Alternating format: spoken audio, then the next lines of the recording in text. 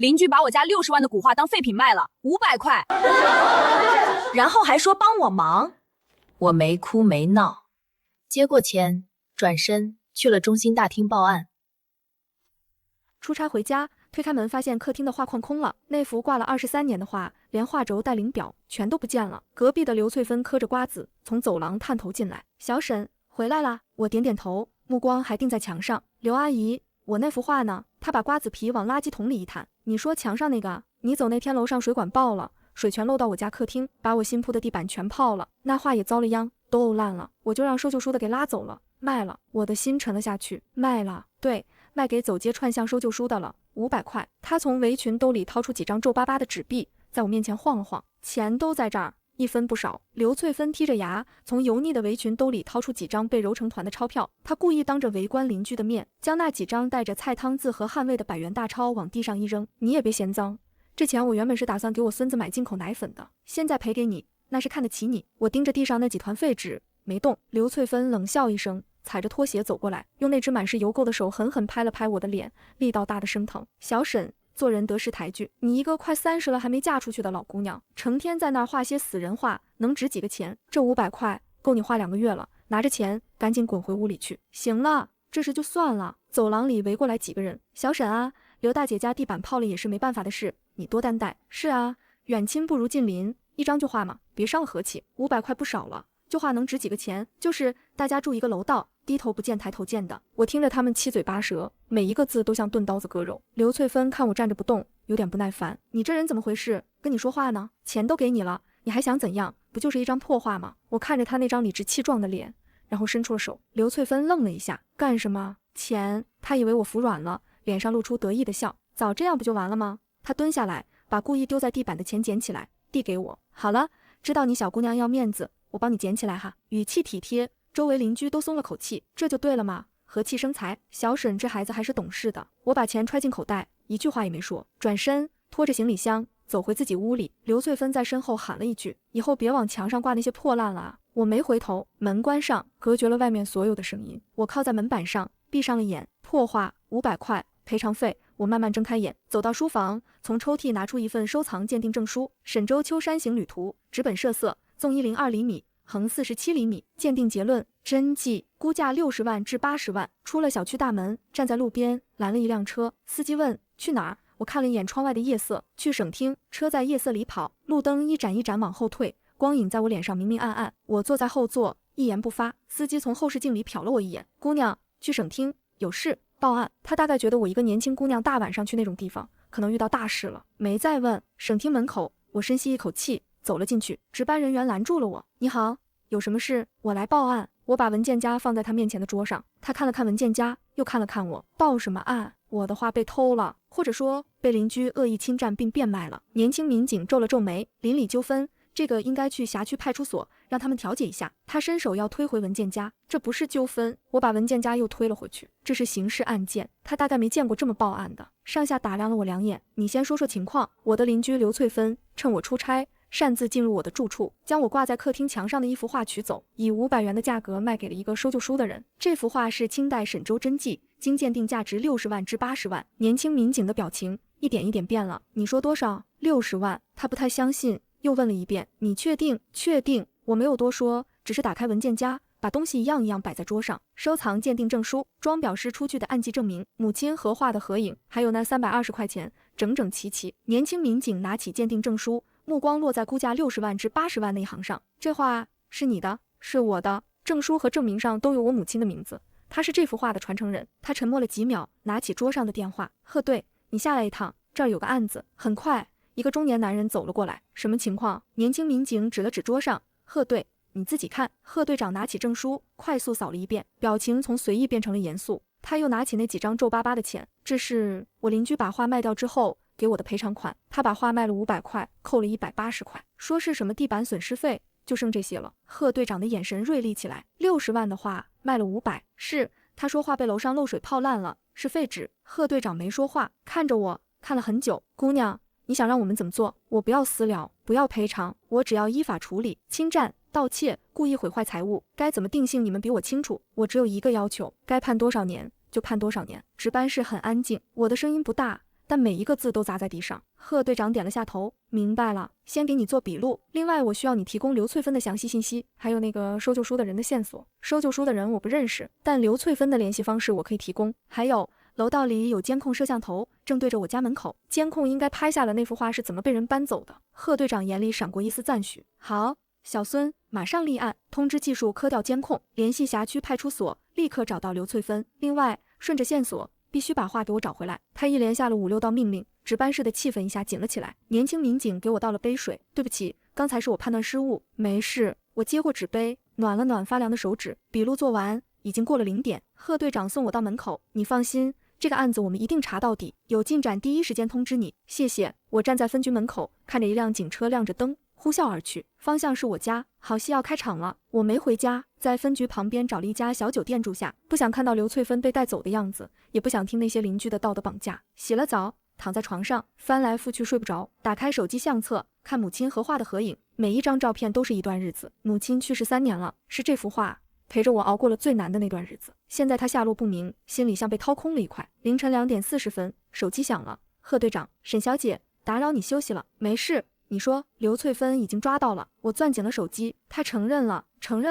她说你走之后楼上确实漏水，她觉得画泡烂了也没用，就联系了一个收旧书的给拉走了，卖了500块。贺队长的声音带着压不住的火气。我们问他卖给了谁，他说不记得了，就是路边一个蹬3轮的老头。不过我们在他家里搜到了剩下的钱180块，他说用来给孙子买了止咳糖浆。我冷笑了一声，真是会话，连夜审了，但他一口咬定不认识那个收旧书的，这不是不知道，是在装傻。画呢？找到了吗？这是我最关心的。暂时还没，我们正在调天网追踪那辆3轮车的轨迹，但时间过了1天，范围太大，需要点时间。我明白。还有个情况。贺队长顿了一下，刘翠芬的儿子叫周明远，现在在分局，他要求见你，说愿意赔钱，让你开个价，想私了。我沉默了几秒，开个价？母亲的遗物是用钱来衡量的吗？贺队，我的态度在报案的时候就说清楚了，我不会见他，也不会私了，一切依法处理。电话那头安静了一瞬。好，有你这句话，我们办案更有底气。你休息，有消息再通知你。挂了电话，我看着窗外，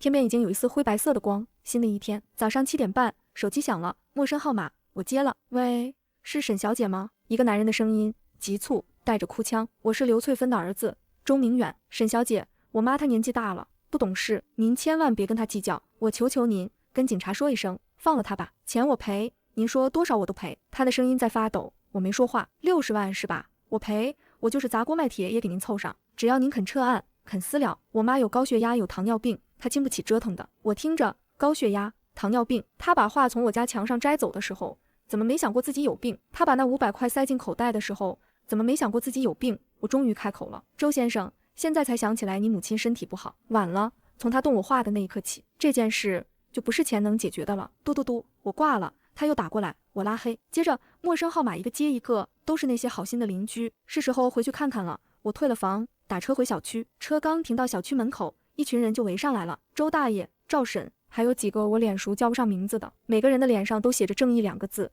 周大爷第一个开口，痛心疾首。小婶，你怎么能报警呢？刘大姐都多大岁数了，你这么搞他不是要他的命吗？是啊，不就一张画吗？人家儿子不是说赔你钱吗？你把人弄进派出所，以后还怎么见面？你这孩子心太狠了。我看着他们一张张义愤填膺的脸，觉得可笑。我的画被他偷走卖了，我不报警，难道还得给他送面锦旗？他们愣住了。什么偷？说的那么难听。刘大姐就是看画泡烂了帮你处理了，就是一片好心。我笑了，价值60万的画卖了500块，叫一片好心，那我是不是也可以把你们家的房子卖了，然后说一片好心帮你们处理了？这句话像一块石头砸进了水塘。60万，所有人倒吸一口凉气。赵婶的嘴张得老大。60万，你那个破画！我掏出手机，把鉴定证书的照片调出来，举到他面前。赵婶，你睁大眼睛看清楚。沈周，明代吴门画派创始人，这幅画叫《秋山行旅图》，你3辈子的退休金加起来，未必买得起他1寸零表。赵婶的脸刷得白了。人群安静了。这时候，一个男人从人群里冲出来，扑通跪在我面前。周明远，他抱着我的腿，嚎啕大哭。沈小姐，我错了，我们全家都错了，求求您高抬贵手，放过我妈吧。我低头看着他，眼泪鼻涕蹭了一裤腿，胃里翻涌着恶心。手机在这时候响了。贺队长，我按下免提。沈小姐，好消息，画找到了。我周围的一切突然安静了。周明远的哭嚎，邻居们的窃窃私语全消失了，耳朵里只剩下贺队长那3个字：画找到了。跪在地上的周明远也听见了，他猛地抬起头，满脸泪痕，眼睛却亮了起来。找到了，太好了，画找到了。他像是抓住了救命稻草，回头冲邻居们喊：听见没？画找到了，我妈没事了。周围的邻居都松了口气，找到了就好，找到了就好。小沈，画都找回来了，你就撤案吧。是啊，人家都说了赔钱，这事就算了吧。他们又开始劝了，仿佛画找到了，一切就能回到原点，仿佛刘翠芬犯下的事就能一笔勾销。天真，我没理他们。贺对，在哪儿找到的？我的声音很平，电话那头沉默了2秒。沈小姐，你最好有个心理准备。我的心猛地往下坠，情况不好是吗？非常不好。贺队长声音很低，我们在城东一家旧货店找到了他，找到的时候，店主正准备把他裁开。裁开这2个字像2根针扎进太阳穴。还能修复吗？我的声音在发抖。修复的可能性很小了，画心已经被裁成了3段，装裱的铃子和轴头被拆掉了。我们在现场拍照取证，技术人员正在清点。沈小姐，这已经不是侵占那么简单了，这是故意毁坏珍贵文物，性质很恶劣。那幅画是我妈最舍不得的东西，现在它被裁成了3段。我忍住不气，对着电话那头说：贺队，我需要过去一趟。贺队，我需要过去一趟。可以，我派人去接你。好。挂了电话，周明远还跪在地上，脸上挂着狂喜。他从地上爬起来，拍拍裤子。沈小姐，你看，画也找回来了，修复费我出，多少钱都出，您就高抬贵手，把我妈放了吧，行吗？我看着他像看一个还没反应过来的傻子。修复？你妈把它卖给旧货店，让人裁成3段，准备按局部卖。你告诉我怎么修复？拿透明胶粘起来。周明远的笑容僵在脸上。神，什么？裁成3段？对，3段。你的好妈妈和那个旧货店老板一起把他大卸8块了。我说得很慢很清楚，确保每个字都钻进他耳朵里。周明远的脸由红变白，又由白转青，他踉跄后退了2步，像是被人抽掉了骨头。不可能，我妈不知道那画那么贵，她不知道。我盯着她，她不知道就可以随意处置别人的东西，她不知道就可以把别人家3代传承的画当垃圾毁掉，这是什么道理？强盗的道理。我的声音陡然拔高，周围的邻居吓得退了好几步，没人敢再出声。一辆车闪着灯缓缓驶进小区，停在我面前。车上下来一个年轻民警，是分局那个小孙。沈小姐，贺队让我来接您。好。我上了车。周明远突然冲过来，死死抓住车门。不能去，你不能去，你去了我妈就真的完了。小孙一把把他拨开。先生请冷静，妨碍公务我们可以拘留你。周明远不敢再动，一双通红的眼睛死死瞪着我。我没再看他。车门关上，警车启动。我从后视镜里看到周明远瘫坐在地上，看到那些邻居像躲瘟神一样散开，他们的脸上写满了恐惧。早知今日，何必当初。城东旧货店，一股霉味混着纸屑的味道扑过来，门口已经拉了警戒线，几个穿制服的民警在忙活。贺队长站在门口，看到我下车走过来。沈小姐，贺队，他指了指店里，做好心理准备。我深吸一口气，迈步走了进去。店里堆满了旧书、旧报纸、旧杂志，空气浑浊。靠墙的一张木桌上铺着一块白布，白布上零散地摆着一些东西，一些曾经熟悉但已经面目全非的残片。我的脚步停了，呼吸也停了。那是母亲留给我最后的念想，被裁成了3段，画心碎成3节，边缘参差不齐。那套做了4个月的仿古装裱，天干地干，林子隔水，轴头全被拆了扔在一边，轴头上还挂着1节断了的丝绳。我慢慢地走过去，蹲下身，手指触到碎裂的画心边缘，手抖得厉害，眼泪毫无征兆地掉了下来。我以为我够坚强，以为不会哭，但看到这一幕，所有防线全垮了。这不是一张画，这是母亲留给我的最后一个念想。现在它碎在一张旧货店的桌子上。贺队长走过来，把一件外套披在我肩上。对不起，让你看这些。我摇头，用手背擦掉眼泪。不，我应该看，我应该记住。我站起身，重新看向那些残片，眼里的泪已经干了。贺队，清点出来了吗？都清点了，技术人员正在做价值评估，初步估算被毁坏的财物总价值超过60万，故意毁坏私人文物，数额巨大或者有其他特别严重情节的，处3年以上7年以下有期徒刑。贺队长的声音很沉。刘翠芬这次跑不掉了。那个旧货店老板呢？也抓到了。他指了指角落里蹲着的一个中年男人，穿一件灰扑扑的夹克，手背靠着，低着头不敢看我。孙德发开了10几年旧货店，我们找到他的时候，他正准备把画心分段挂到网上卖。沈周的话随便裁1段都能卖好几万，他想大赚一笔。我看着那个男人，他和刘翠芬什么关系？刘翠芬说是他远房表亲，但根据我们的调查，是他主动联系的孙德发，让他来处理那幅画，卖画的钱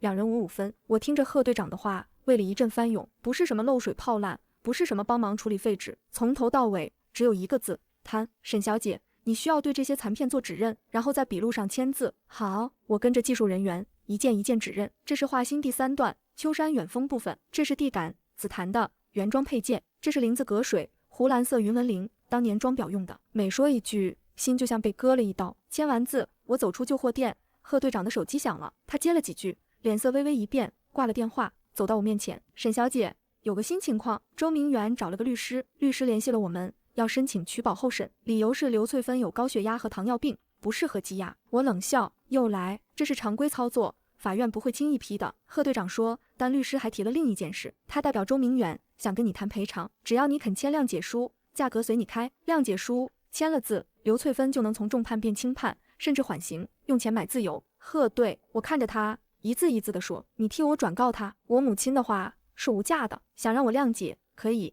让他把牢底坐穿。贺队长愣了一下，随即点了下头，好，我会把你的原话带过去。律师的电话很快打了过来，沈小姐，你好，我是周明远先生委托的郑律师，有事。我的声音冷，是这样的，关于您那幅画受损一案，我当事人周明远先生愿意承担所有经济损失，在60万的基础上额外补偿您精神损失，一共80万，您看可以吗？只要您愿意签署谅解书。他说的轻描淡写，像在谈一笔普通的买卖。80万在一些人眼里已经是天大的诚意了，在他们看来没有钱解决不了的事。郑律师，你是不是觉得你的委托人很有钱？他顿了一下，沈小姐，我只是在转达我当事人的诚意。诚意？你们的诚意就是拿钱来羞辱我，羞辱我母亲留给我的遗物。我告诉过警察，我的态度很清楚，不私了，不和解，不谅解。听不懂人话吗？电话那头的呼吸声重了。沈小姐，我希望您考虑清楚，得饶人处且饶人，把事情做绝，对谁都没好处。你一个年轻姑娘，以后还要在这城市生活，何必呢？我听出了话里的威胁，你在威胁我？我只是善意的提醒。提醒我什么？提醒我你们家不光有罪犯，还有流氓。他被噎住了，回去告诉周明远，有请律师的钱不如给他妈备好过冬的衣物，今年的冬天会很冷。挂了电话，拉黑，世界清静了。贺队长让人送我回酒店，刚进门手机就响了，是小区的业主群，平时这个群很安静，今天炸了锅。我点开看，全在讨论我家的事，一开始还有人替刘翠芬说话。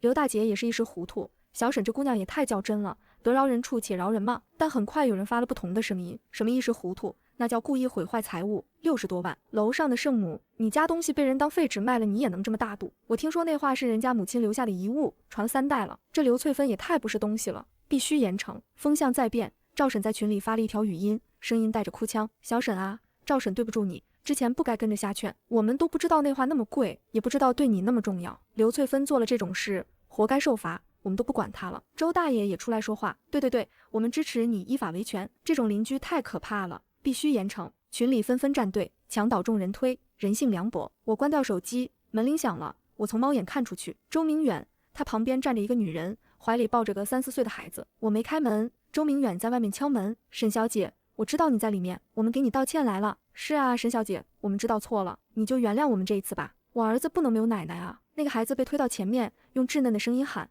阿姨，放了我奶奶吧。我靠在门上，闭着眼，一阵恶心，拿孩子博同情。这一家人把无耻发挥到了极致。我拿起手机打给小区物业，喂，我住302，有人在门口骚扰我，请派保安过来。走廊传来保安的声音，周明远一家人被请走了。我躺在床上，盯着天花板，身心俱疲。快睡着的时候，贺队长来了电话，声音比之前任何一次都要严肃。沈小姐，我们查到一条新线索，可能让你很意外。什么线索？我们查了刘翠芬的银行流水，案发后第3天，她的银行卡收到了一笔5万块转账，转账的人不是孙德发，是他的儿子周明远。5万块，周明远，那个抱着我的腿哭得鼻涕横流的男人，那个信誓旦旦说砸锅卖铁也要赔钱的人，在案发后第3天给他妈赚了5万，一切都说得通了。他那拙劣的表演，那过度的惊慌，那急于私了的迫切，不是因为孝顺，是因为恐惧。他不是什么不知情的家属，他是共犯，甚至可能是主谋。沈小姐，你还在听吗？贺队长的声音拉回了我的思绪。在，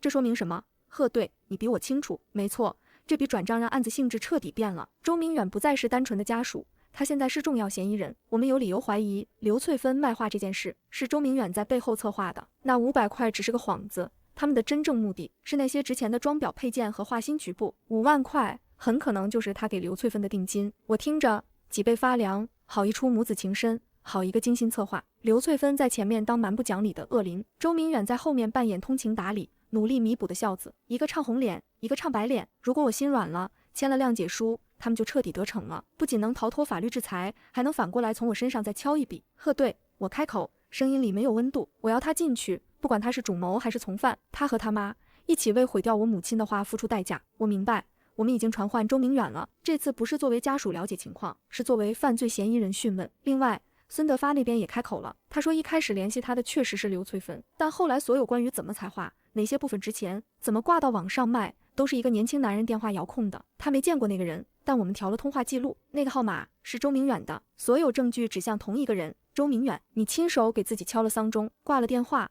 我看着窗外的天，阴沉沉的，像要下雨，一场更大的风暴正在酝酿。手机又响了，贺队长，沈小姐，周明远带到分局了。一开始还狡辩说那5万是给母亲的赡养费，但孙德发的证词和通话记录一摆出来，他崩了，全招了。不过他说这是不全是他的主意，他也是被怂恿的。哦，狗咬狗，这就开始了。他想把责任推给谁？他说最开始给他出主意的人是孙德发。我冷笑，孙德发一个卖旧货的，怎么可能知道我那幅画的价值和销路？这种人做不出这么周密的计划。他还在撒谎，想拿一个收破烂的当替罪羊。贺队，这种话你们应该不会信吧？当然不会，我们有足够的证据证明他才是核心，他只是最后的挣扎。挂了电话，我坐在床边想了很久，光靠警方施压还不够。周明远这种人自私到骨子里，只要有一线希望就会挣扎。我得再加一把火，一把能彻底烧掉他所有退路的火。他最在乎什么？工作、名声、体面的身份。我打开电脑，搜了一下周明远和手机号，信息跳了出来，一个职场社交平台，周明远，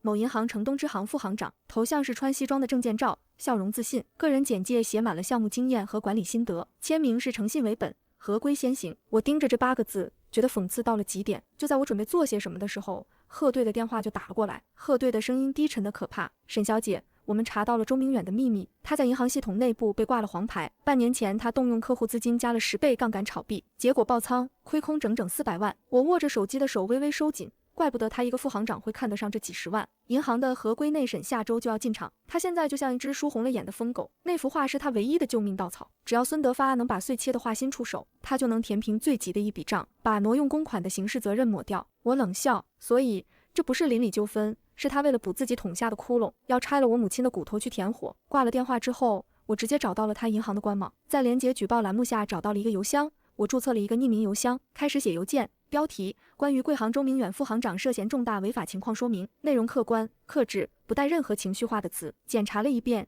点击发送，靠在椅背上，长长吐了口气。周明远，你不是最在乎你那身西装和那块工牌吗？我倒要看看，当你的银行知道你是个盗窃犯的时候，你引以为傲的副行长还能不能坐得住？手机响了，一个陌生的本地号码，我接了。电话那头是一个女人尖利的声音，带着哭腔和歇斯底里。沈若棠，你到底想把我们家怎么样？你把它毁了，对你有什么好处？周明远的媳妇，她知道了，你该问的不是我。我的声音很平，你应该去问你的丈夫，他到底想干什么？你这个恶毒的女人，我们不是说了赔钱吗？你为什么就是不肯放过我们？他被停职了，你满意了吗？你开心了吗？他哭着喊着骂着，我安静的听完，等他骂累了，开始喘气，我才开口。毁掉你们家的不是我，是你们的贪婪。当你的丈夫策划毁掉我母亲遗物的时候，当你的婆婆像强盗一样侵占我家财物的时候，你们家就已经开始崩塌了，这是报应。挂了，拉黑。第二天早上，贺队长来电，语气里有种说不出的复杂。沈小姐，你这招真是釜底抽薪。周明远被银行停职调查了，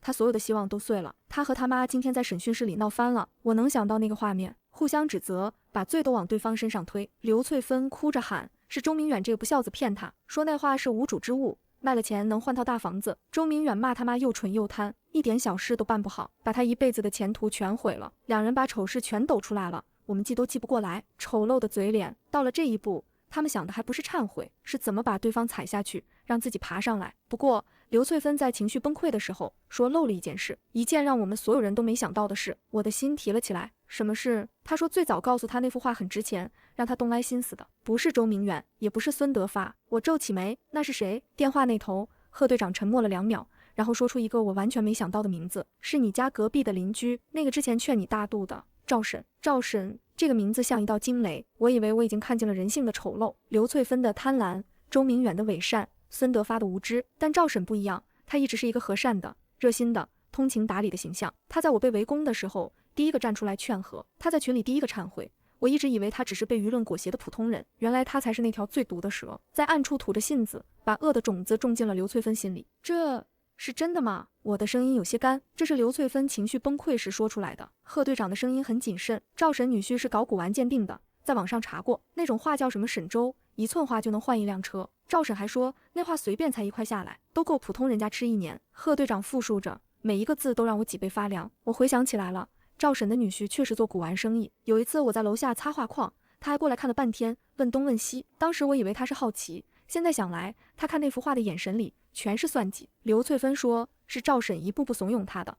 赵婶跟他说，小婶一个姑娘家，又老出差，画挂在那儿也没人管，你弄走她能怎么样？等她回来你就说漏水泡烂了，赔她几百块钱。一个年轻姑娘还能跟长辈闹。赵婶还说这事儿天知地知你知我知，白捡一笔多好。我浑身发冷，好一个远亲不如近邻，好一个为你好。这就是藏在我身边多年的毒蛇，天天笑脸相迎，背地里恨不得把我生吞活剥。贺队，你们信刘翠芬的话吗？目前持保留态度，毕竟这可能是他为了减刑攀咬别人，除非找到其他证据。贺队长说的很专业，证据我喃喃。赵婶和刘翠芬的对话是在楼下，没有监控，没有录音，一面之词。如果赵婶死不认，警方也很难定罪。难道让这个幕后黑手就这么逍遥？不，王桂花和李伟是举刀的人，但赵婶是递刀的人，他更该进去。贺队，我想回小区一趟。你回去做什么？直接跟他对峙会打草惊蛇。不，我不跟他对峙，蛇不出洞是不会承认自己有毒的。我回去看看。挂了电话，换了身衣服，出了酒店。天色阴沉，新的战争要开始了。这次对手更狡猾，更恶毒。赵婶，你的好日子也到头了。我回到小区，一进门就感觉到气氛变了。以往楼下扎堆聊天的老头老太太全不见了，整个小区安静的有些诡异。我拖着行李箱走进楼道，电梯门打开，里面站着一个人，周大爷，那个曾经指责我心太狠的周大爷。他看到我，浑身一僵，眼神躲闪，挤出比哭还难看的笑。小婶回来了。我点了下头，进了电梯。狭小的空间里，空气都凝固了。那个刘翠芬家的事我们都听说了，是我们老糊涂了，不该说那些话，你别往心里去。我看着电梯壁上自己的倒影，没关系，不知者不罪，这4个字我说得很轻，但周大爷的脸瞬间涨红了。电梯到了我的楼层，我走出去，身后传来他长长的叹息。走到家门口，掏钥匙，对面的门突然开了。赵婶探出头来，看到我，脸上堆满笑，热情的过分。哎呦，小婶回来啦，快进来坐坐。不了赵婶，我刚回来，屋里乱，得收拾一下。你这孩子就是太客气。他一边说一边上下打量我，眼神里藏着试探。刘翠芬家的事真是造孽啊，谁能想到呢？知人知面不知心，平时看他人还行，怎么能干出这种事？摇头叹气，痛心疾首，演技不错。是啊，不过警察说这事可能还有幕后黑手。警察说刘翠芬一个人没那么大的胆子，也没那个脑子，肯定是有人在背后出主意，怂恿他。我清清楚楚看到，当我说出幕后黑手4个字的时候，赵婶脸上的笑僵了一瞬，很短，但她没有瞒过我的眼睛。是吗？还有这种事？对，警察说了，等把那个幕后黑手抓出来，要从重处理，教唆犯罪，罪加1等，到时候他们一家人正好在里面团聚。赵婶的脸没了血色，她硬挤出一个笑，那感情好，一定要把坏人抓住。行了，小婶，你刚回来肯定累了，快回去休息吧，婶子不打扰你了。她匆匆忙忙关上了门，像身后有鬼在追。我看着那扇紧闭的门，冷笑一声，蛇受惊了。接下来看他怎么乱舞。我回到家，没收拾行李，打开电脑查赵婶一家的信息。他女婿在一家小古玩店上班，收入一般，儿媳妇没工作，在家带孩子，孙子刚上幼儿园，一家人的日子过得紧巴巴。我翻了翻他女婿的朋友圈，最近一条是1个月前，抱怨房租涨价，首付凑不齐，女朋友催得紧。我明白了，作案动机穷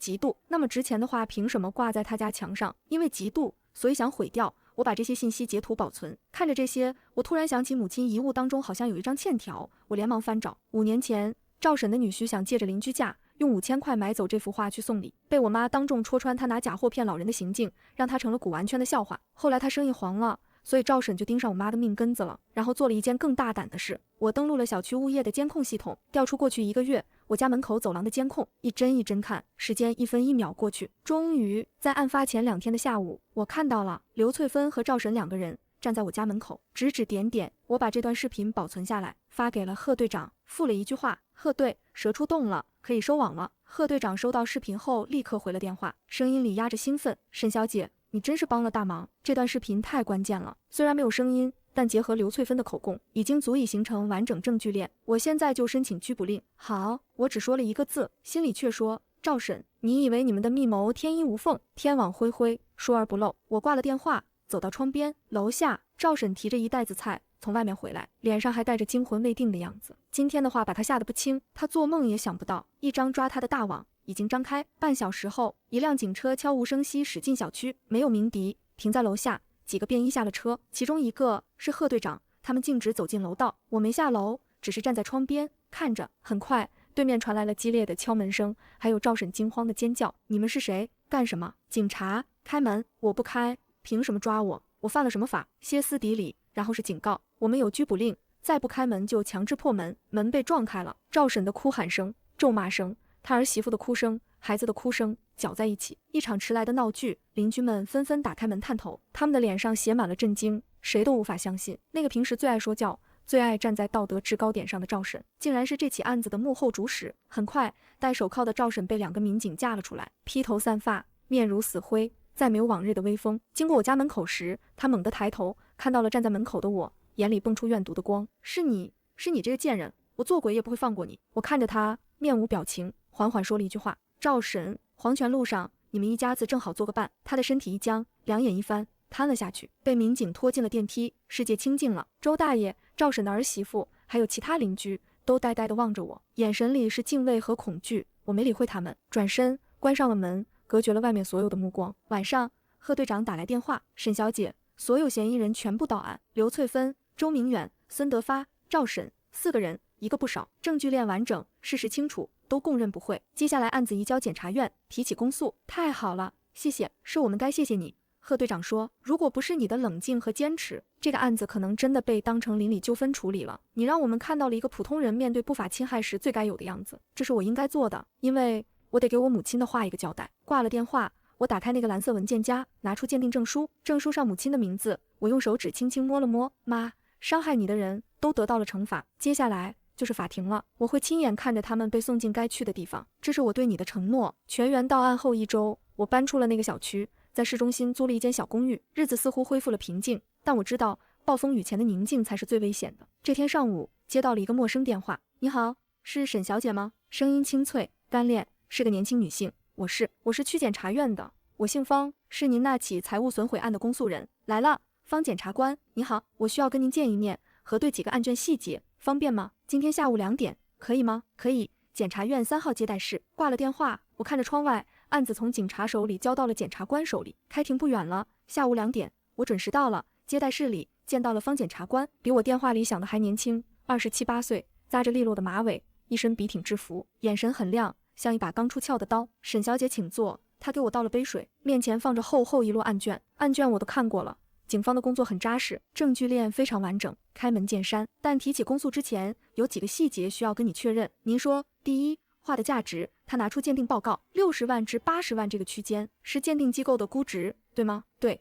对方律师一定会在这一点上做文章。他指尖敲了敲桌面，他们会说刘翠芬和赵婶作为老年人，没有专业知识，不知道画的真实价值，主观恶意没那么大。他们会试图把故意毁坏巨额财物往过失或者侵占方向引，以求轻判。我静静听着，他们不知道，我冷笑。如果不知道赵婶为什么要怂恿刘翠芬，如果不知道周明远为什么在背后遥控指挥，精确的让孙德发才开最有价值的部分，他们一家早就把那幅画研究透了，什么都知道。方检察官眼里闪过赞许，很好，我们的思路是一致的。第2点，你的诉求。他看着我，语气严肃。案卷里你从头到尾拒绝了所有经济赔偿，也拒绝签谅解书。我需要再确认一次，你的态度有变化吗？没有，我回答的斩钉截铁。方检察官，那幅画对我来说不是60万，它是无价的，是我母亲留给我最后的东西，他们毁掉的是我生命里的一部分，任何金钱都弥补不了。所以我的诉求只有一个，让他们受到法律最严厉的制裁，该判几年就判几年。接待室安静了几秒，方检察官看着我，看了很久，目光从锐利变得柔和。我明白了。他合上案卷，沈小姐，你放心，作为你的公诉人，我会尽我所能为你争取最公正的结果。法律存在的意义不仅仅是惩罚罪恶，更是为了保护像你这样坚守正义的人。他站起身，伸出手，我握住了，很温暖，很有力。就在我准备离开的时候，他又叫住了我。对了，还有一件事。他的眉头微微皱起。4名嫌疑人的家属都请了律师，是本市最好的律师团队，最好的律师团队，6个字在我脑子里转，这意味着周明远一家要倾家荡产做最后一搏了。他们想干什么？我问方检察官。无非是那些套路。方检察官语气里带着不屑，钻法律空子，打同情牌，做无罪或轻罪辩护，会是一场硬仗。我明白，兵来将挡，我相信你，也相信法律。出了检察院，天已经暗了。我打车回公寓，打开手机，几十个未接来电，上百条微信，有周大爷的，有赵婶媳的，还有很多陌生号码，我一个没理。点开本地论坛，一个帖子被顶上了热门，标题：心寒，独居女画师为一张旧画逼死4位老人。我的心沉了下去，我点进去，匿名 ID 发的，内容写的声情并茂，颠倒黑白。帖子里我成了仗势欺人的富家女，刘翠芬成了被噪音逼得走投无路的可怜老人，赵婶成了好心调解却被一起送进监狱的无辜者。帖子里只字不提那幅画值60万，只用一张旧画代纸，通篇媒体背后策划销赃的阴谋，只说是小小的邻里纠纷，还配了照片，一张是刘翠芬和赵婶戴手铐被带走的，角度刁钻，只拍到他们苍老的脸和花白的头发，另一张是周明远的媳妇抱着孩子在分局门口哭。帖子瞬间引爆，评论区几乎一边倒的在骂我，太冷血了，不就是一张画吗？至于把4个老人都送进去，肯定是哪个富二代仗着有钱欺负人，支持大妈，这女的肯定有问题，查查她。我看着那些恶毒的评论，每一个字都像刀子，这不是普通帖子，这是一场有预谋的舆论战，是那个最好的律师团队出手了，他们想在开庭前把我搞臭，用舆论绑架司法。手机响了，方检察官，帖子你看到了吧？看到了，别回应，别理，这是激将法，我已经联系网警追查发帖人 IP。另外，我向法院申请了不公开审理，避免舆论干扰判决。他的应对迅速而有效，谢谢方检，这是我的工作。你现在要做的就是稳住心态，相信我们。挂了电话，我删掉了论坛 App， 眼不见心不烦。但事情没有结束。第二天，我的手机号、住址、身份证照片被人发到了网上，骚扰电话一个接一个，有人往我公寓门缝塞恐吓信，从线上转到线下了。他们想用这种方式让我崩溃，让我妥协。我报了警，但这些人都是匿名的，很难查。我把自己关在公寓里，拉上窗帘，不出门。那种无孔不入的恶意让我喘不上气。快撑不住的时候，门铃响了，猫眼里一看，贺队长，身后站着几个穿制服的民警。沈小姐，你没事吧？我没事，让他们进来。网上那些事我们都知道了。贺队长声音里带着火，已经成立专案组，会把骚扰你的人一个一个揪出来。从今天起，派人在你楼下24小时值守，他带来的不只是安慰，是实实在在的保护。我鼻子一酸，谢谢你们。别说谢，你是我们重要的证人，保护你是我们的责任，而且我们是战友，不是吗？他顿了顿，战友这个词让我红了眼眶。我不是一个人，从来都不是。第二天，法院通知我参加庭前会议，控辩审三方坐在一起，就管辖证据程序等问题沟通，也是双方律师最后交锋试探的机会。我跟着方检察官走进一间小会议室，对面坐着2个男人，西装笔挺，头发梳得一丝不乱，眼神带着精英式的傲慢，就是那个最好的律师团队。一个姓郑，一个姓孟。沈小姐，久仰，你的事迹现在全网皆知啊。郑律师皮笑肉不笑，话里有赤裸裸的嘲讽。方检察官沉下脸，郑律师，注意你的言辞，我们今天谈案子，不聊八卦。郑律师耸耸肩，法官走了进来。会议开始，郑律师和孟律师果然名不虚传，对案卷的熟悉程度，对法律条文的运用堪称顶级。他们先是对我们提交的证据逐一质疑。关于那段监控视频，我们认为不能明确证明赵婶有教唆行为，他们可能只是在讨论天气。关于周明远的5万块转账，他解释过了，是给母亲的赡养费。至于孙德发的证词，一个卖旧货的人的话，可信度有多高？他们把每条证据都说得漏洞百出，仿佛我们的指控是无稽之谈。方检察官从容不迫，一一反驳，双方你来我往，唇枪舌剑。会议室气氛紧得让人透不过气。郑律师看向法官，法官大人，我的当事人都是初犯，而且都是年事已高的老人，身体状况不好。刘翠芬有糖尿病，赵婶有高血压，不适合长期羁押，恳请法庭考虑人道主义，从轻发落。然后他看向我，沈小姐，我当事人对自己行为深感懊悔，愿意在60万的基础上追加40万。总共100万，作为您的精神损失费，只要您肯签谅解书。他从公文包里拿出一份文件，推到我面前，100万，谅解书，又是这一套。我看着他们志在必得的嘴脸，觉得可笑。我没看那份文件，只是看着郑律师的眼睛，一字一句地问，郑律师，如果今天被毁掉的是你母亲的遗物，你会为了区100万就原谅凶手吗？郑律师脸上的笑僵住了，会议室一片死寂。我站起身，我的答案跟之前一样，分文不取，绝不谅解。转身准备离开，孟律师的声音在身后响起，带着阴冷，沈小姐，做人留一线，日后好相见。我停下脚步，回头看他，笑了。我倒觉得把你们这种人渣送进牢里，对这个社会很有好处。推门走了出去，身后是气急败坏的目光。最后的谈判破裂了。就在开庭前3天，我公寓的电断了，供水也被掐了，甚至连之前保存监控的云端账号都因为违规投诉被锁定。郑律师在庭外最后一次截住我，他手里摇晃着一份鉴定书，那是他找关系弄来的伪证。他凑到我耳边，笑容阴冷，沈小姐，那幅画的原始鉴定报告已经从数据库里消失了，现在我的专家给出的估值是500块，你所谓的沈周真迹在法律意义上就是废纸。周副行长在城东经营了10几年，人脉不是你这种小人物能想象的。你想让他坐牢做梦？我平静地打开平板，画面上是周明远在银行后台私挪资金的原始报表，我手里的证据能让他背后的那个关系网陪他一起进去。一时间，郑律师的脸色变得很难看。郑律师，我劝你及时收手，不然你的下场和他们一样。开庭的日子到了，天阴，我穿了一身黑色西装，走进了法庭。方检察官在我身边给了个鼓励的眼神。观众席上稀稀拉拉几个人，有几个小区邻居来看热闹的，脸上带着好奇和幸灾乐祸。被告席上，刘翠芬、赵审、周明远、孙德发4个人穿囚服并排站着，脸上都带着憔悴和不安。法官敲响法锤，现在开庭。整个法庭安静了。方检察官站了起来，他开始宣读起诉书，声音清晰、冷静、有力，每一个字都像一颗子弹射向被告席。他陈述案发经过，列举一条条证据，将事情完整链展示出来，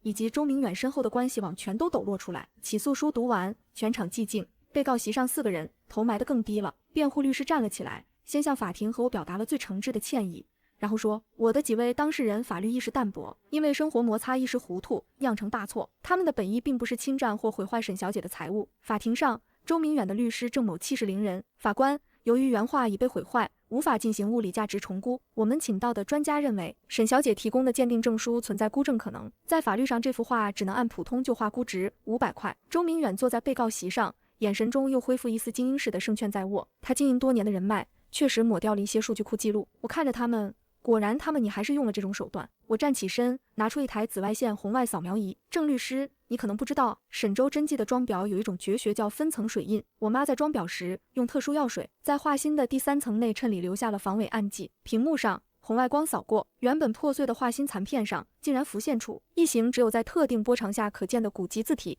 堂而无女永保之。这不仅仅是真迹证明，更是国家级装裱工艺的铁证。我看着脸色瞬间惨白的周明远，你想抹掉数据库，可惜你抹不掉我妈刻在画里的骨血。法官宣布进入法庭调查，传原告沈小姐出庭作证。我深吸一口气，走上证人席。郑律师开始盘问：沈小姐，你的画挂在客厅墙上，平时会滴水吗？画框装了密封条，不可能滴水。你的邻居多次反映你家墙面渗水，你采取了什么措施吗？我请物业检查过，结论是楼上管道问题，和我无关。你的意思是刘翠芬家的损失和你没有关系？我家墙面没有漏水，是她自己家的问题。她似乎很满意。那么你出差之前有没有邻居跟你反映过什么？有，刘翠芬曾说我画占地方，挡了她家门口的风水。你觉得这种说法会不会激化邻里矛盾？方检察官站起来反对。辩护律师的问题带有强烈引导性，反对有效。法官说，郑律师并不在意，他的目的达到了。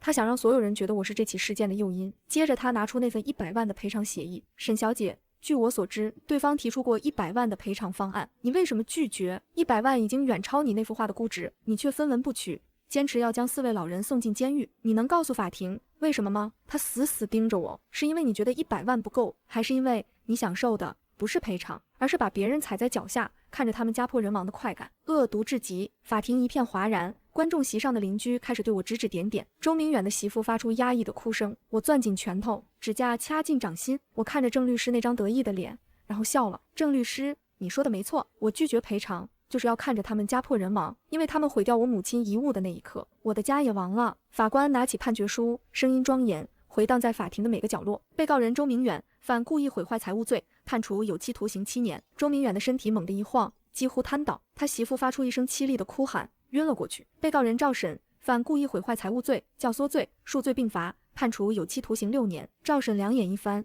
彻底没了声息。被告人刘翠芬犯故意毁坏财物罪，判处有期徒刑5年。刘翠芬张着嘴想喊什么，发不出声音。被告人孙德发犯掩饰、隐瞒犯罪所得罪，判处有期徒刑1年6个月。法锤落下，咚，一锤定音，4个人的后半生在这一刻被改写。我站在那里，看着眼前混乱的一幕，看着那些哭喊、昏厥和绝望的脸，我心里没有快意，只有一片巨大的空旷。我赢了，可母亲的话再也回不来了。走出法院，天飘着细雨，冰凉的雨丝打在脸上。方检察官和贺队长走过来，沈小姐，恭喜，谢谢，是你坚持到最后才换来这个结果。贺队长说，接下来有什么打算？我摇摇头，不知道，换个城市，重新开始吧。告别了他们，我一个人走在雨里，很累。这段日子的争斗耗尽了我所有力气，只想找个地方好好睡一觉，